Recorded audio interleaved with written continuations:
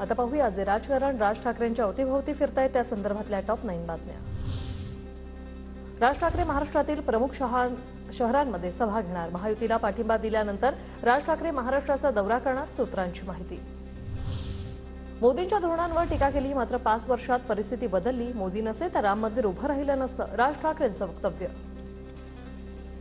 वर्ष प्रलंबित राहिलेला प्रश्न जर नरेंद्र मोदी नसते, जरी सुप्रीम कोर्टाने आदेश दिलेला असला तरी, जर ते नसते तर राम मंदिर उभंच राहू शकलं नसतं।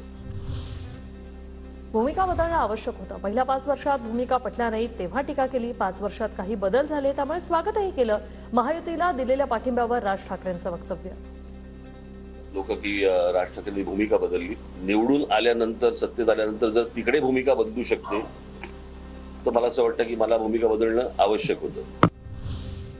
काही जण बिनशर्त तर काही लढण्याचं नाटक करून पाठिंबा देतात। राज ठाकरेंवर उद्धव ठाकरेंची खोचक टीका, तर 40 आमदार फुटल्यानंतर मी टीका केली नाही, राज ठाकरेंचा टोला।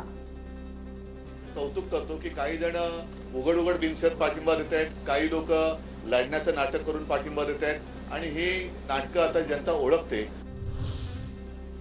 गोट्यांसारखे घरंगळत जाऊ नका, स्वतःचा आब राखून प्रचार करा। महायुतीच्या उमेदवारांचा प्रचार करण्यासंदर्भात राज ठाकरेंच्या पदाधिकाऱ्यांना सूचना। कावेळ झालेल्यांना जग पिवळं दिसतं, कोणी कोणती फाईल ओपन केली या राऊतांच्या टीकेला राज ठाकरेंचं उत्तर।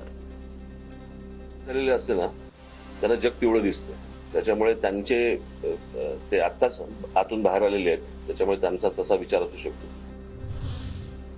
येत्या 2 महिन्यात विधानसभेसाठी मनसेचे उमेदवार निश्चित करणार, पदाधिकाऱ्यांच्या बैठकीत राज ठाकरेंच्या सूचना।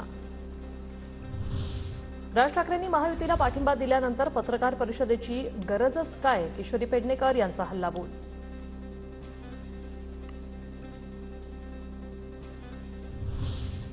वसंत मोरेंच्या प्रश्नावर बोलताना राज ठाकरेंनी हात जोडले। मोरेंच्या पाठिंब्याबाबतच्या प्रश्नावर राज ठाकरेंनी बोलणं टाळलं।